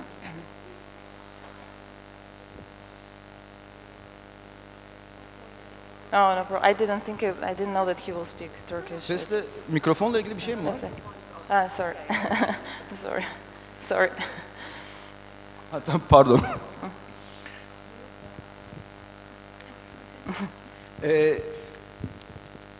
Tam yarım saatimiz var. 11'de bitirmemiz isteniyor. Aşağı yukarı bir 15-20 kişi kadarız. Dolayısıyla 1-1,5 dakika kişi başı düşen bir süre var. Miro board'a yansıtabilir miyiz acaba? Soruları hatırlatmak için arkamda duracak onlar. Bir Miro board. Biz de burada sizin söylediklerinizden bir takım keywordler, anahtar kelimeler çıkarıp günün sonunda onları bırakmak istiyoruz. Başlarken böyle bir kısa tanışma açısından birkaç soru soracağım. El kaldırırsanız sevinirim. Kim tesadüfen urbanist oldu? Bunu sorarken şunu soruyorum aslında. Yani üniversiteye girerken ne seçeceğimi bilmiyordum. Denk geldi, bunu okudum. Ben. Herkes bilinçliydi neredeyse yani o zaman bu tercihi yaparken. Güzel. Kim okulunu severek okudu? Vay. Güzel. Ben de seviyordum aslında. Peki şimdi 1 ile 5 üzerinden bir değerlendirme yapmanızı rica edeceğim. Çünkü aslında hiçbir zaman tam olarak öyle olmuyor ama ben okulunu okuduğum şeyi, mesleği yapıyorum. İşim bu. 1 ile 5 üzerinden değerlendirdiğinizde kim 4-5 verir en yüksek yani? Süper nice. Değil mi? Peki gene Anastasya'nın son sorusuna bağlayarak soracağım. Kim bugün yaptığı işten ya da kariyerine başladığı işten emekli olacağını düşünüyor?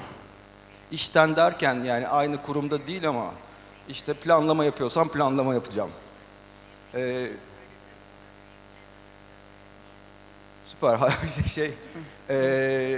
Hayat hep değişken oldu anladığım kadarıyla.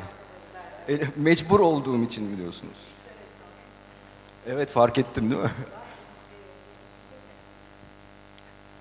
Emekliliğe yaklaşanlar artık mecburen emekli olacağım diyor. Pekala. Buradan şeyi görüyorum aslında, yani evet, kariyer değiştirme giderek gündemimize gelmiş aslında. Ama bu urbanist olma meselesi ya da urbanist, Marmara Belediyeler Birliği uyardı o konuda beni. Urbanist olma meselesi bir tercih olmuş. Benim için aslında hakikaten bir tercih değildi. Yani puanım neye yetiyorsa ona girdiğim üniversite sınavında bir şeydi. İşte bu artık öyle değil anladığım kadarıyla. Farklı kariyer yolları olsa da işte kentle ilgili meselelerle uğraşan, işte all things urban olan işlerle uğraşan insanlar bunu bilerek, isteyerek ve dahası severek, okumasını severek yapıyorlar. İyi diyelim o zaman. Şimdi ama gene de bu bir iş. Bu da aslında hakikaten bir profesyoneller oturumu. Öğrenciler de var aramızda biliyorum, geleceğin profesyonelleri. Ama bir iş, kendi işimiz, kendi derdimiz aslında. Ve bu işi biz nasıl görüyoruz? Bunu biraz sizin deneyimlerinizi alarak öğrenmek istiyoruz. Siz de en azından işte şeylerden, akranlarınızdan diyelim, bir meslektaşlarınızdan diyelim, neler alabilirsiniz? Biraz siz bize anlatın, biz de sizden dinleyelim. Sorularımız burada, tekrar hatırlatmayacağım. Sırayla gitmek zorunda değilsiniz. Ben en çok bu konuda konuşmak istiyorum diyebilirsiniz. Kendi kariyerinizden çıkardığınız dersleri bize söyleyebilirsiniz. Pesimist olmak zorunda değiliz. Bize stratejiler verebilirsiniz. Yani ben bununla başa çıkmak için şöyle yapıyorum. Ya da ben aslında şu adımı atarak, bunu yaparak başarılı olduğumu düşünüyorum diyebilirsiniz. Ya da doğrudan gerçekten geleceğe yönelik endişelerinizi paylaşabilirsiniz. Bakalım ne kadarı ortak endişelerimiz. Tanışırken, yani başlarken daha doğrusu sizden isminizi, hangi alanda urbanist olduğunuzu, yaptığınız işi ya da söylemenizi de rica edeceğim. Böylece ilk tur döndüğünde hiç olmazsa salonun profilini de görmüş oluruz. Nasıl başlayalım? Sırayla başlayalım. Hatta sağ başımdan başlayayım. Dediğim gibi belli bir süremiz var, böyle 1-1,5 dakika kadar. Pas deme hakkınız var. Pas derseniz ikinci turda mikrofonun size gelmesini sağlayacağım ben. Hadi peki soruları bir kere daha tekrarlayalım o zaman. Birincisi aslında bu merdiven meselesi. Kariyerimizi hakikaten böyle basamaklarını çıktığımız, en aşağıdan başlayıp en yukarıya kadar tırmandığımız, işte ne bileyim giriş düzeyi bir çalışandan bir yönetici olduğumuz aynı işte mi görüyoruz? Böyle mi gidiyor hala işler? Yoksa kendi kariyerimizi yaratmak, işte Anastasya'nın dediği gibi proje temelli çalışmak, projeden projeye geçerken aslında bir kariyer de değiştirmek de var gündemde. Aslında bu meslek alanı oraya doğru gidiyor. Bunu görüyoruz. Siz nasıl hissediyorsunuz? Kendinizi nasıl görüyorsunuz? Bu sizin konforlu hissettiğiniz bir alan mı? Yoksa endişelendiriyor mu sizi merdiven meselesi? İkincisi, özellikle yapay zeka birçok şeyi değiştiriyor. Anastasya GIS uzmanım dedi. Ben korktum yani. Tamam GIS biliyorum ama başka bir şey çıkarsa karşıma onu da mı öğrenmem gerekecek mesela? Onu öğrendim, sonra bir tane daha çıkarsa onu da mı öğrenmem gerekecek? Yapay zeka işimi elimden alacak mı? Bu tip şeyler sizde nasıl duygular uyandırıyor profesyonel olarak? Ve son olarak aslında giderek uluslararasılaşan bir dünyada yaşıyoruz. İşte proje bazlı çalışırken donör kuruluşunuz, ortağınız mutlaka yabancı bir kurum oluyor. Aslında küresel düzeyde bir networking yapabilme becerisi istiyor bizden bu meslek giderek. Ve bunu yaparken de aslında yaptığımız iş son derece lokal, belirli bir yerde, belirli bir belediyede, belirli bir mahallede bu işi yapıyoruz. Bu uluslararasılaşma konusunda ne düşünüyorsunuz, nasıl hissediyorsunuz? Turuncu sorularımız da onlar. Bu mikrofon bende kalsın, siz. Tabii ki. Merhabalar, Demet ismim. Kamu kurumunda çalışıyorum şehir plancısı olarak. Daha çok kentsel dönüşüm üzerine çalışmalarımız var. Benim kaygım daha çok bu kariyer değişikliğiyle ilgili çokça kaygılarım olmuştu mezuniyetimden bu yana. Mesleğimi ne kadarını okulda öğrendiğim kadarıyla yapabiliyorum ya da işte koşullar nasıl ilerliyor. Arada çünkü pek çok farklılıklar olduğunu gördüm. Şu an kurumda çalışıyor olmamın bazı yenilikler, yenilikçi yaklaşımları kaçırmama neden olduğunu düşündüğüm yerler oluyor zaman zaman. Ve çokça kariyer değişikliğine ilişkin niyetim olmuştur, düşünmüşümdür ama bununla ilgili ne yapmam gerektiğiyle ilgili bir doğru yolu bulamayıp vazgeçip tekrar bulunduğum konumu koruma gibi bir açıkçası savunmaya geçtiğimi düşünüyorum. Çokça kendime bir öz eleştiridir bu. Genel olarak kaygılarım hep bu yönde oldu. Nereden başlamam gerektiği ve kendimi nasıl geliştirmem gerektiği noktasında aslında bir yön gösterici bir şeyi belki bulamadım ben kendi sürecimde. Bu konularla ilgili aslında biraz daha ne yapabilirim, hani nasıl bu algımı genişletebilirim? Bunlar benim kendi kaygılarım. Bir açılım yapmam lazım ama nereden başlayacağım bilemiyorum gibi bir şey. Kesinlikle. Bir de şeyi sorayım. İlk işinizde mi çalışıyorsunuz yoksa iş değiştirdiniz mi? Değiştirdim. Çok mu az, bir defa, iki defa? Az değiştirdim, 2 kez değiştirdim. Hep kamu mu? Hayır, özel sektörde Özel sektörden çalışıp daha kamuya. sonra kamuya geçmiştim. Tabii bunda ekonomik şartlar, işte o zaman burada çalışıyor olmanın daha güvenli olması vesaire gibi sebepler çokça etkili olmuştu. Ama mesela daha böyle yenilikçi, daha böyle ulusal, daha işte global şeylerin içinde bulunmayı hep çok istemişimdir ama bir yerde o kabuğu kıramayıp nasıl hani oradan çıkmam gerektiğini hani bulamamaktır mesela hani. Ya daha çok bunun üzerine düşünürüm. Mesleki kaygım da bunun üzerine. Pişman mısınız kariyer değiştirdiğiniz için? Bir kere değiştirmişsiniz. Aslında değiştirmedim. Hep aynı alanlarda farklı konular çalışır hale geldim. Pişman değilim kesinlikle. Ama daha farklı şeylerin içinde de hani neden bulunmadım ki de hep sorgularım. Teşekkürler. Teşekkür ederiz. Merhabalar. Önceki sunum için teşekkür etmek istiyorum bu arada. Çok aydınlatıcı ve bilgi verici oldu. Thank you. İsmim Banu. Ben de şehir plancısıyım ve kamu kurumunda çalışıyorum. Şu an 4. işim sanırım. Önceki işlerimin tamamı özel sektördeydi. Özel sektördeyken yine kamu kurumlarıyla işbirliği yaptığım birçok projede bir yer aldım. Kamuya geçtiğimde projeyi birlikte yürüttüğüm tarafa tamamen geçmiş oldum. Benim bu kariyer atlama konusunda şu an en azından bulunduğum yerde bir basamak üste geçmek siyasi bir sorumluluk gerektirdiği için kaygılarım doğuyor sadece. Öncesinde de özel sektörde çok daha farklı problemler olduğu için iş yoğunluğu ve sadece kamu ayağına projeyi teslim etmek, yani iş bitirmek odaklı olduğu için orada biraz benim ideallerime uymayan noktalar olduğu için basamak atlamak için bazı şeyleri kabul edip sindirmeniz gerekiyor yer yer. O bana uymadığı için tercih etmemiştim. Şu an proje odaklı adım atlamayı ya da proje bazlı ilerlemeyi daha çok tercih ediyorum kendi adıma özellikle. Bu konuda bir önceki sunumda bana şöyle bir katkısı oldu.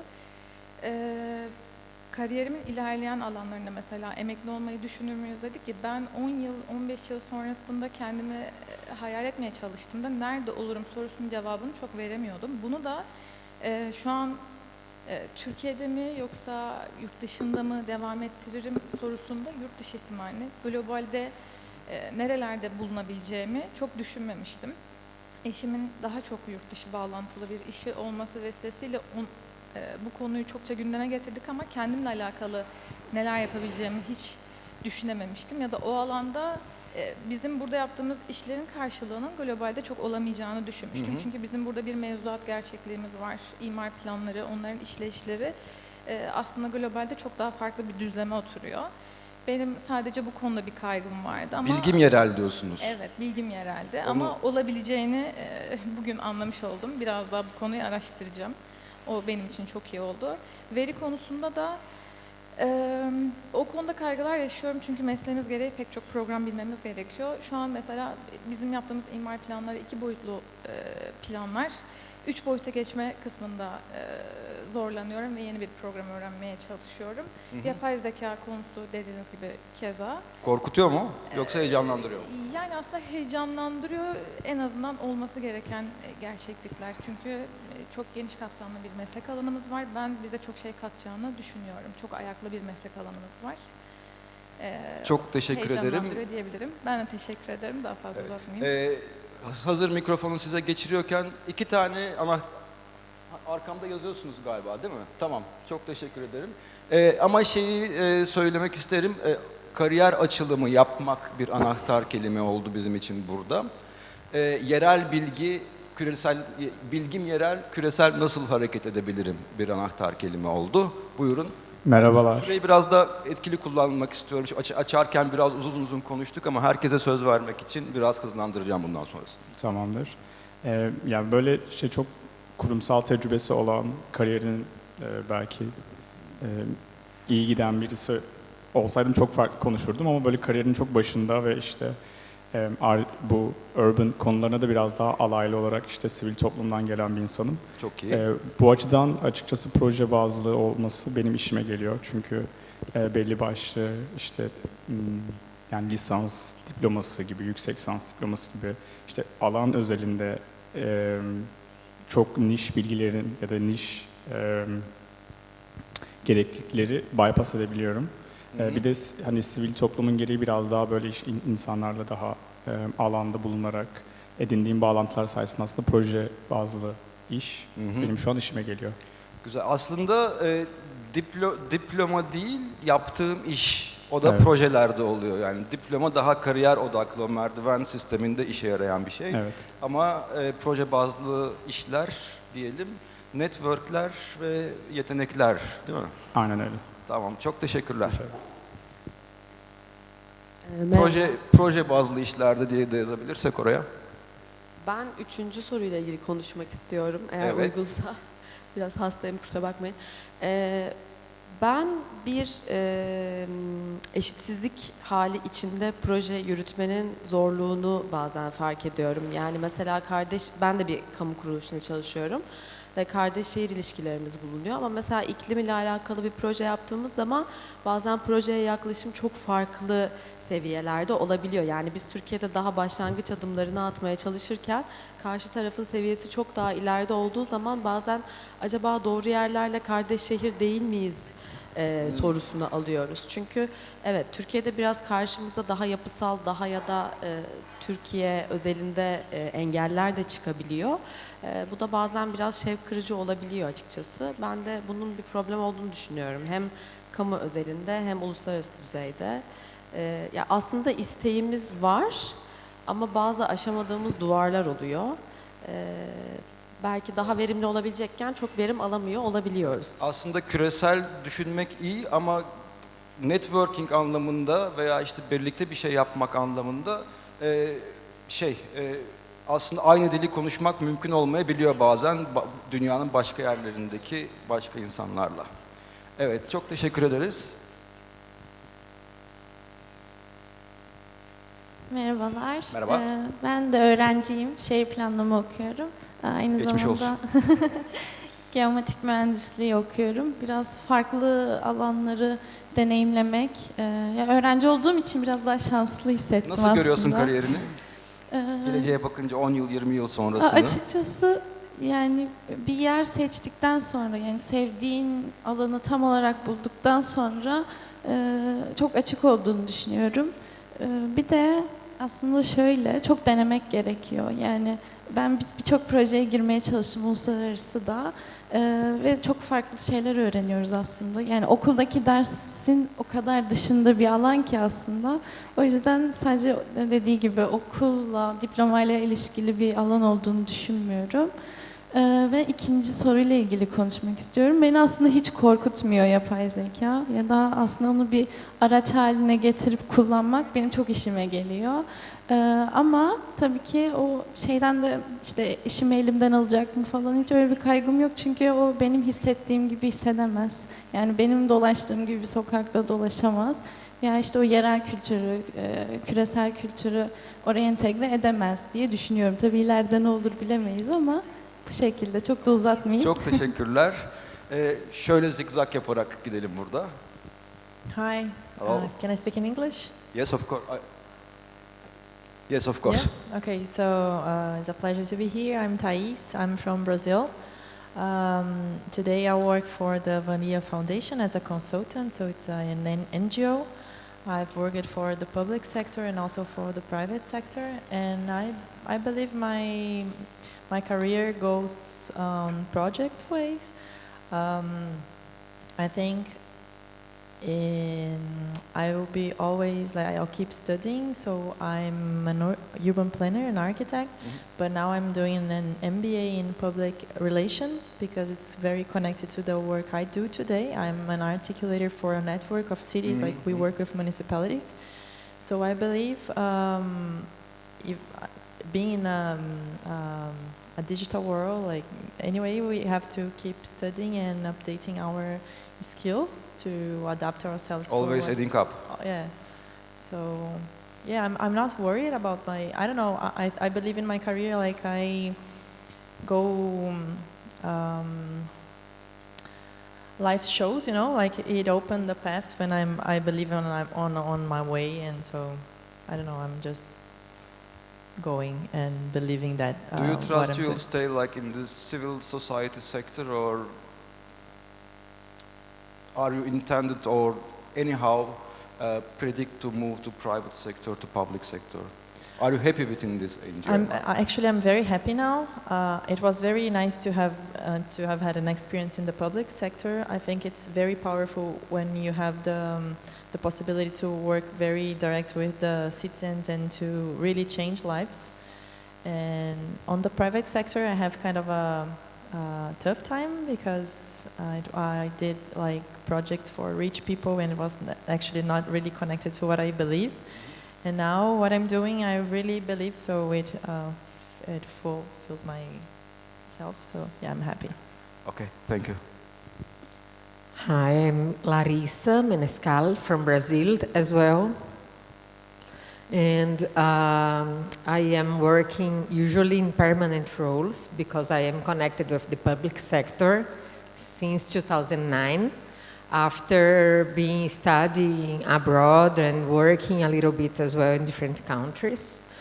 And I'm really happy with the data world that we are living because I feel that it makes more strong my work. Actually, I can do more and I can learn more. And I am really into the last question, as I am also working with the Brazilian Network of Planning Institutes because I am a public servant and in a Planning and Research Institute in Fortaleza City Hall, and we got to make connections with all the Brazilian institutes, but also with the French network of planning institutes, with the Mexican network, and I would love to know planning institutes from Turkey as well, because we are always trying to go further and to exchange more with our partners. Thank you. Thank you so much. I would like to answer the second question very quickly. I'm Tunja, I'm coming from Germany, and I'm an urbanist and freelancer. So my job includes working for private institutions, research institutions, universities, and it's mostly project-based. And I worked in different areas, and I do remember I graduated from Ankara in 2017. And back then, our professors forced us to draw by hand. Then there was Photoshop coming in. Then we had to learn GIS. Then now we're talking about AI prompting. To be honest, this data and digital skills enables us, it feels like a natural part of our studies, and also it enables us to jump in between different careers as well. Like I'm feeling very confident about talking about satellite imagery processing for extraterrestrial planet researcher as well. Because at the end, what we do is very similar and going between scales and multi-layered, and I believe is data and digital skills are natural enabler for that. So it's quite motivating. Teşekkür ederim. Ben artık yorum yapmamaya çalışıyorum ki böyle herkese süreyi yettireyim. Hey, my name is Lior Steinberg, and I'm an urban planner based in Rotterdam. And I work in the private sector. But before I was an urban planner, I was a computer programmer. So just following up on these comments, I feel very lucky because I feel very comfortable with data and I feel very comfortable with urbanism. And I often find it a shame that if you go to university to study data, you study nothing about cities, and if you study urbanism, you study nothing about technological skills. And you see in municipalities, people cannot speak with each other in different departments, which is a shame because sometimes it's very easy to learn just a little bit from the other side. So maybe something about the way we teach urbanists, we also need to add some data skills and vice versa.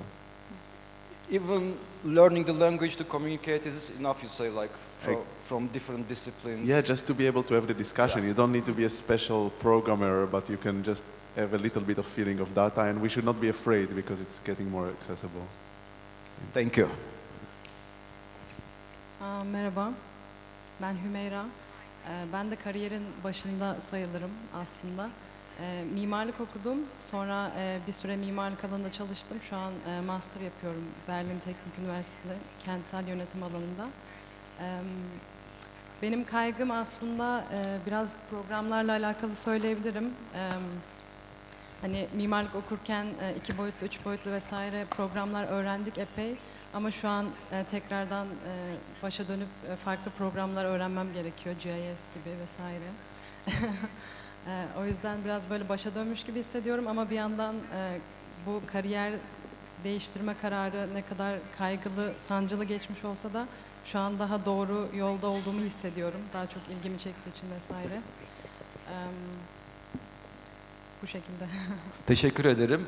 Ben şöyle yapmaya karar verdim. Anahtar kelimeleri not ediyorum buraya, sonra size söyleyeceğim, buraya yazarız. Zaman kazanmak için.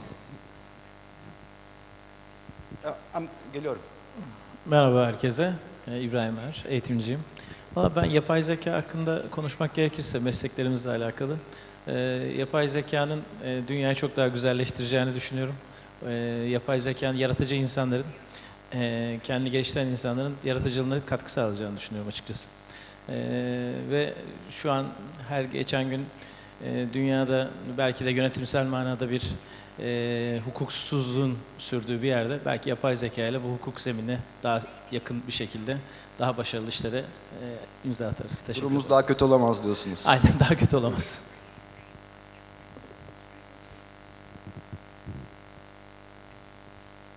Okay, hello. My name is Muhammad Hilal. I'm from Indonesia. Have been studied abroad in Malaysia and working in urbanist Malaysia for 2 years already. So I'm a junior here as a town planner. Now working for localizing the sustainable development goals in Malaysia with all the municipalities. We've been working with 90 plus municipalities in Malaysia. So data have been our daily consumptions. But then with the coming of the AI world and a digital world more coming to us and to actually changing the behavioral of municipalities, and data have been our concern to actually made to progress our proposal and projects and our reporting.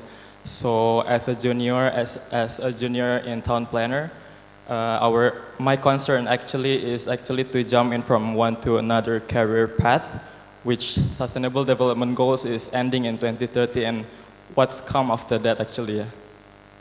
That's all I think. Thank you. So global trends are somehow changing and we also have to adapt to them. Merhaba, ben Melek. İstanbul Büyükşehir Belediyesi'nde şehir plancısı olarak çalışıyorum. Aslında tam son kısma yetiştim. Kusura bakmayın, baş sunumları kaçırdım. Benim kariyerim boyunca özel sektör, kamu ve aynı zamanda da doktoramı bitirme aşamasındayım. Tüm farklı alanlarda çalışmış oldum. Yakın geçmişte yapay zekanın şu an özel sektörde de, kamuda da, akademide de yaptıklarımızı yapabileceğini düşünmüyorum. Ama bunu tamamen reddetmek yerine bir araç olarak kullanmamız gerektiği kanaatindeyim. Aslında farklı uluslararası ve ulusal işbirliklerinin çok önemli olduğunu düşünüyorum. Çünkü yapay zeka bize daha çok fikir anlamında bir şeyler sağlıyor. Bunu kendi aramızda da aslında işbirlikleriyle geliştirerek de yapabileceğimizi düşünüyorum. Çok teşekkürler. Rica ederim. Evet, Marmara Belediyeler Birliği ekibi 7 kişi var. 7 dakikamız olsa bir 3-5 dakika kadar sarkıtacağız. Buyurun. Hi, I'm Marjan, and I've helped out the forum during its organization process. I'm a graduate of philosophy, politics, and economics at Utrecht University, so I'm not really an urbanist, an urban planner by trade, unlike many here. And what I wanted to say was, I'm really terrified about the potential impact of AI, not because of its, not because of the increase in efficiency, but because of how it could be used in authoritarian policy landscapes. Maybe we are going to just sacrifice some public deliberation in favor of streamlining everything. And as an urbanist, I think it's key that we preserve some sense of deliberation and cultivate an urban public.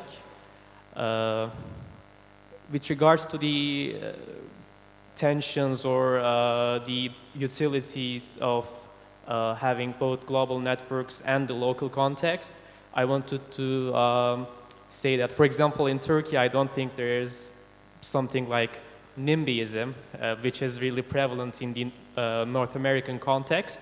People in Turkish cities, they just expect service delivery when we're talking about urbanism. So it's really beneficial for me to compare and contrast these different expectations from these different urban publics. And lastly,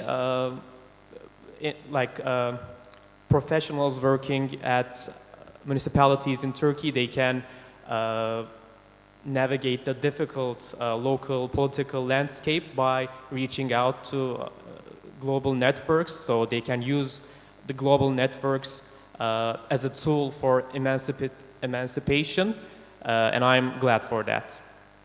Thank you. So AI is not about a threat to my career, but to my profession, you say? Merhaba, ben Sinem. Ben de İBB'de şehir plancısı olarak çalışıyorum. Katılımcı planlama üzerine çalışıyorum. Ben okulda çok başarılı bir öğrenci değildim. Çünkü bir yandan çalışıyordum. Ama mezun olduğumda ben 50-50 görüyorum. Çünkü o 5 sene boyunca ben her insanla iletişim kurmayı öğrenmişim çalışarak. O yüzden katılımcı planlamaya girdim. Benim ilk işim de hayalimdeki işti. Ama bu siyasi iklim sebebiyle dedim ki yani bir gün beni kapının önüne koyarsa ben 3,5 senedir hiç imar planı çizmedim ve ne yapacağım, iş bulamayacağım gibi bir kaygıya düştüm. O yüzden böyle yeni arayışlar içindeyim. Bunu söylemek istedim. Teşekkür ederiz. Merhaba, ben aslında dinlemeye geldim. Hem de kariyerinin sonunda neredeyse olan birisi olarak İstanbul Teknik Üniversitesi. O zaman tavsiye alalım sizden. İstanbul Teknik Üniversitesi Şehir ve Bölge Planlama Bölümü öğretim üyesiyim. Bizim dönemimizden bugün yapay zekayı konuşuyoruz. Bizim nesil inanılmaz hızlı bir değişimin içine düştü yani. Kendimizi bu hızlı değişime ayak uydurmaya, yetişmeye çalışıyoruz açıkçası. Beceren var, beceremeyen var, vazgeçen var veya hala tutunmaya çalışan var. Ama gerçekten şimdiki nesil ya da bizden bir önceki nesil çok daha şanslı bunları yakalayabilmek için. Ben aslında hem bu hızlı değişim hem de bu çeşitlenen işte urbanizm üzerine çeşitlenen iş alanları konusunda ve sorunlar, çözümler konusunda eğitim kurumlarının, üniversitelerin yeterince kendilerini, yani kendimize dönerek biraz bunu sorguluyorum. Yeterince yapamıyoruz bu değişimi, ihtiyaçların nasıl değiştiğini görüyoruz ama bu değişimi hızlı bir şekilde yapamıyoruz. Ben bunu söyleyeyim, daha da uzatmayayım, dinlemek istiyorum. Değişim çok hızlı değişiyor muhtemelen. Çok hızlı her şey değişiyor ama eğitim kurumları bu değişime, tabii ki kurumsal bir yapı kolaylıkla değişemiyor, bir şeyler oluyor ama bu kadar çeşitlenen ve hızlanan konularda yeterince hızlı cevap üretemiyor. Bilmiyorum, uluslararası düzeyde de benzer şeyler muhtemelen vardır diye düşünüyorum. Çok teşekkürler. Absolutely. Evet, bir sadece araya gireceğim. Bu bir aslında profesyoneller toplantısı olduğu için bir kağıt kalem dolaştırıyoruz şimdi. Bu bir yoklama değil. Bir sosyal medya hesabınızı paylaşmak istediğiniz, size ulaşılabilmesini istediğiniz bir hesabı tamamen gönüllülüğe bağlı yazmanızı rica edeceğim. Sonunda da şuraya koyarız. Ayrılırken fotoğrafını çekersiniz. Merhaba herkese, Furkan ben de. Şehir Plancıları Odası'nda çalışıyorum şehir plancısı olarak. Aynı zamanda da bir uluslararası projede uzman yardımcısı olarak çalışıyorum. Aslında yeni mezun oldum sayılır, 2023 yılında mezun oldum şehir ve bölge planlama bölümünden. Kariyer basamaklarını hiç kariyer basamağı olarak düşünmemiştim önümdeki yolculuğu ama yola çıkarken hiç özel bir ofiste çalışmayı düşünmedim. Çünkü birinin altına birine para kazandırmak üzere bir hayat kurgusu ve özellikle bizim gibi bir bölümden mezun olunca çok zor oluyor. Çünkü çok kamucu bir bakışla yetişiyorsunuz. Dolayısıyla her zaman ya STK ya akademi olarak planlıyordum önümdeki yolu. Günün sonunda da bir meslek odasında kendimi buldum. O yüzden böyle bizim bölümde yani kamu bakışıyla yetiştiğiniz ve kamu yararını her zaman öncelemeniz gereken bir doğrultuda eğitim aldığınız bir bölümde kendimizi buna göre inşa etmemiz gerektiğini her zaman öğrendim ve kurguladım ve böyle de düşünüyorum. O yüzden ikinci konuya da buradan atlayacağım.